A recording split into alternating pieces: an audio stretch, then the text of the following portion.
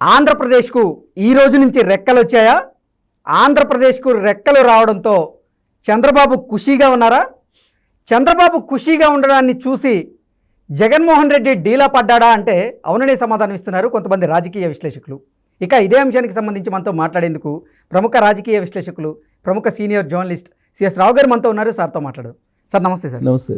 Sir, ఆంధ్రప్రదేశ్కి ఈ రోజు నుంచి రెక్కలు వస్తున్నాయని, ఆంధ్రప్రదేశ్కి రెక్కలు రావడాన్ని చూసి చంద్రబాబు గారు ఖుషీగా ఉన్నారని, చంద్రబాబు గారు ఖుషీగా ఉండడాన్ని చూసి జగన్మోహన్ రెడ్డి డీలా పడ్డారు అంటూ ఒక వార్త ఇప్పుడు సోషల్ మీడియాలో చక్కర్లు కొడుతుంది. అసలు ఏంటి సార్ దాని సారాంశం? సో కొన్ని కోట్ల మంది ఆంధ్రప్రదేశ్ ప్రజలు ఈ రోజు కోసం ఎదురు చూస్తున్నారు చాలా కాలంగా కూడా.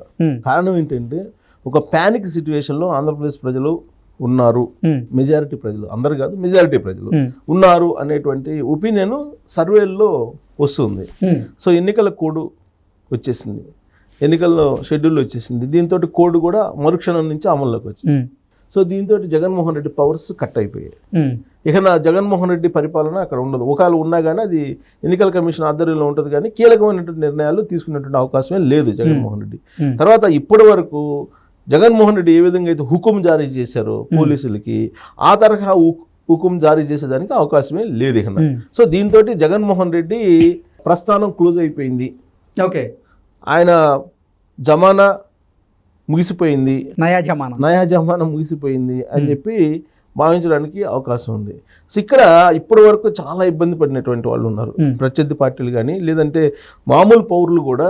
ఎక్కడ ఏం చేస్తారో, ఎక్కడ ఏం మాట్లాడితే ఏమవుతుందో, ఒకవేళ ప్రభుత్వానికి సంబంధించి ఏదైనా మాట్లాడితే వాలంటీర్లు గమనించి పథకాలు ఏమైనా కట్ చేస్తారేమో, సంక్షేమ పథకాలు, ఇలాంటి భయాలు ఉన్నాయి చాలా.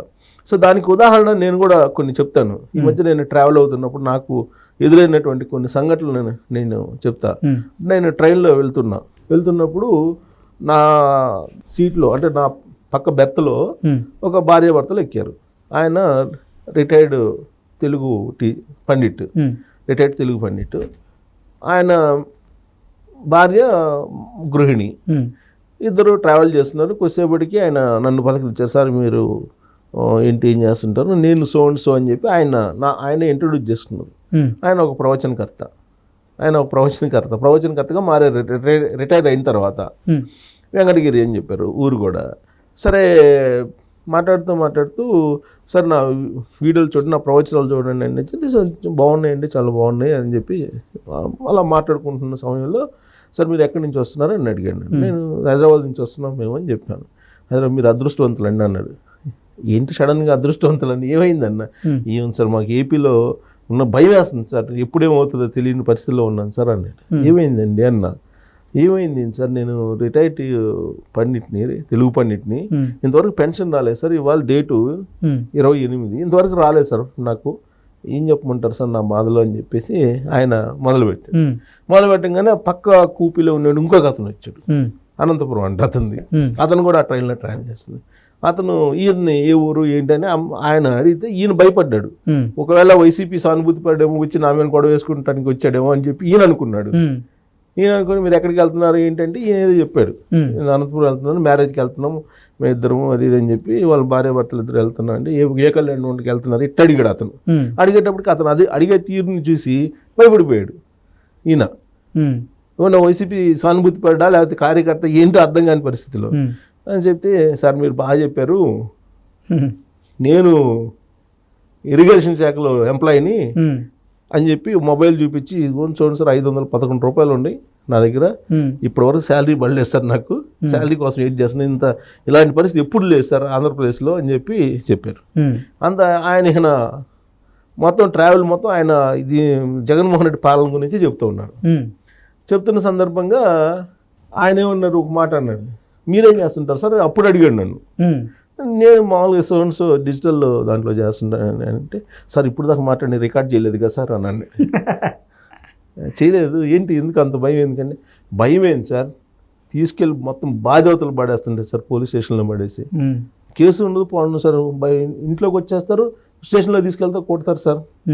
బ్రహ్మానందం లాగా సినిమాల్లో కొట్టించుకొని బయటకు వస్తే అలాంటి పొజిషన్ సార్ మాది అని చెప్పి అతను ఒక సినిమా కూడా ఉదాహరణ చెప్పాడు. ఈలోపు ఆవిడ ఉన్నారు కదా తెలుగు పండిట్ భార్య, ఆవిడ అందుకొని సార్ ఏం మాట్లాడినా కానీ ఇళ్లలో మాట్లాడుకున్నా కానీ వాలంటీర్లు వచ్చి తీసుకెళ్ళిపోతున్నారు సార్, ఎటో వ్యతిరేకంగా మాట్లాడితే తన అభిప్రాయాలు చెప్పుకోవడానికి లేదండి, మా వ్యక్తిగత అభిప్రాయాలు చెప్పుకోవడానికి కూడా స్వేచ్ఛ లేని పరిస్థితుల్లో మేము బతుకుతున్నామండి అని చెప్పి ఆవిడ చెప్పారు. సో ఇవన్నీ ఉన్న తర్వాత ఎంత ప్యానిక్ సిచ్యువేషన్ ఉంది ఆంధ్రప్రదేశ్లో అనేది నాకు అర్థమైంది. సో అందుకే ఇవాళ ఎన్నికల కోడ్ వచ్చింది కాబట్టి ఇంకా జగన్మోహన్ రెడ్డికి సంబంధించినటువంటి ఆధిపత్యం, ఆయన పెత్తనం ఏమి ఉండదు కాబట్టి ఏపీకి రెక్కలు వచ్చినాయి. ఇక నుంచి అందరూ ఫోన్ ట్యాపింగ్లు ఉండవు, అక్కడ ఆల్రెడీ ఫోన్ ట్యాపింగ్లు చేస్తున్నారని చెప్పి వినిపిస్తుంది. సో ఎవరికి వాళ్ళు ఎంప్లాయీస్ కూడా ఈ మధ్య వాళ్ళు ఉద్యమాలు ధర్నాలు చేస్తున్నారని చెప్పి అంగన్వాడీలు ఎంప్లాయీ కీలకమైనటువంటి లీడర్లు అందరూ కూడా ట్యాపింగ్ చేస్తున్నారు. ఫోన్ ట్యాపింగ్ అనేది వాళ్ళకి తెలుసు, అనుమానాలు ఉన్నాయి వాళ్ళకి. సో ఇక నుంచి మామూలు ఇప్పుడు దాకా వాట్సాప్ కాల్స్ లేదా ఇప్పుడు మీరు ఆంధ్రప్రదేశ్లో మీరు గమనిస్తే ఏ లీడర్ కూడా మామూలు కాల్ చేస్తే ఎత్తడు.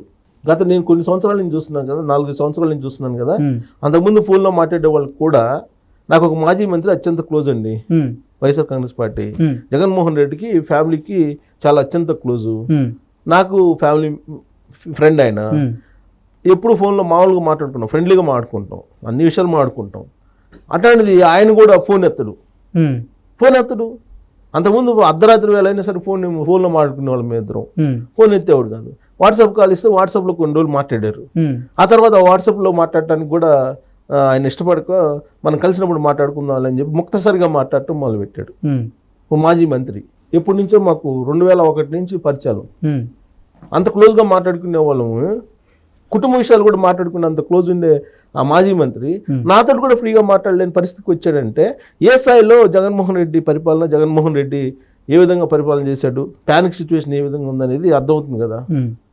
సో ఇలాంటి సిచ్యువేషన్లో ఇవాళ ఎన్నికల కోడ్ వచ్చిందంటే జగన్మోహన్ రెడ్డి పవర్ కట్ అయింది అని చెప్పి చెప్పొచ్చు. ఇక నుంచి ఆయన ముఖ్యమంత్రి ఉన్నా అది ఆయన ఆపద్ధర్మ ముఖ్యమంత్రిగానే చూస్తారు తప్పితే ఆయన్నేమి ఇప్పుడు ప్రత్యేకంగా ముఖ్యమంత్రి అని చెప్పి పిలుస్తారు తప్పితే డిజిగ్నేషన్ ఆయనకేం పవర్స్ ఏమి ఉండవు.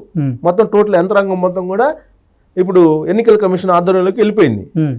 సో దీంతో ఇప్పుడు ఒకవేళ యంత్రాంగం కనుక జగన్మోహన్ రెడ్డి మాట వింటే కనుక ఇమీడియట్గా కంప్లైంట్ చేస్తే ఆధారాలతో ఎన్నికల కమిషనర్కి వీళ్ళు ఉద్యోగాలు పోతాయి. ఇప్పుడు దాకా ఎవరైతే ప్రైవేట్ సైన్యంగా వ్యవహరించారో జగన్మోహన్ రెడ్డికి, ఆయన ఏం చెప్తే అది చేశారో వాళ్ళందరూ తోకలు కట్ అయిపోయింది. ఇక్కడి నుంచి ఆంధ్రప్రదేశ్ పౌరుడే రాజు. ఎన్నికలు అయిపోయి కొత్త ప్రభుత్వం ఏర్పడేదాకా పౌరుడే రాజు, ఒకేసారి స్వేచ్ఛ ఇచ్చినట్టు బాణి సంఖ్యలు తెంపుకున్నటువంటి ఫీలింగ్ తోటి సంబరాలు చేసుకుంటున్నారు ఆంధ్రప్రదేశ్లో. ఎలక్షన్ ఫలితాలు రాకుండానే ఎన్నికల కోడ్ వచ్చినందుకే సంబరాలు చేసుకుంటున్నటువంటి పరిస్థితి అక్కడ కనిపిస్తుంది.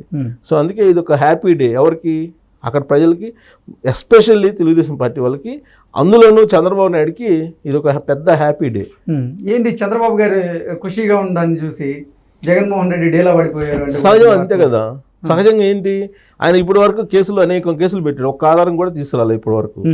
రీసెంట్గా కూడా పెట్టారు కదా, అసైన్ ల్యాండ్స్ సంబంధించి ఏదో కేసు పెట్టారు. అంతకుముందు ఆయన్ని ఏ ఆధారం లేనటువంటి కేసులో పెట్టేసి స్కిల్ డెవలప్మెంట్ కేసులో పెట్టి ఆయన 53 రోజులు జైల్లో పెట్టారు. కేసుల మీద కేసులు పెడుతుంటే ఆధారాలు లేకుండా ఎంతమందిని అరెస్ట్ చేయించారు వీళ్ళు? చాలా మందిని అరెస్ట్ చేసి మా ఊళ్ళో కూడా అరెస్ట్ చేయించారు కదా. ఇప్పుడు మొన్న గీతాంజలికి సంబంధించి లేటెస్ట్ తీసుకుంటే గీతాంజలి చనిపోవడానికి తెలుగుదేశం పార్టీ వాళ్ళకి ముడిపెట్టారు, తెలుగుదేశం పార్టీ వాళ్ళని అరెస్ట్ చేయించారు కదా. అసలు వాస్తవాలు ఏంటి అనేది ఆ లోకో పైలట్ చెప్తున్నారు. ఆ లోకో పైలట్ వాంగ్మూలం ఉంది. అక్కడ వచ్చిన ఇద్దరు ఎవరు, అసలు తెనాలి నుంచి విజయవాడ రోజు ఎందుకు వెళ్తుంది ఆవిడ అనేది తెలుసుకోవాలి కదా. తెలుగుదేశం వాళ్ళని చెప్తుంది ఆధారాలతో సహా.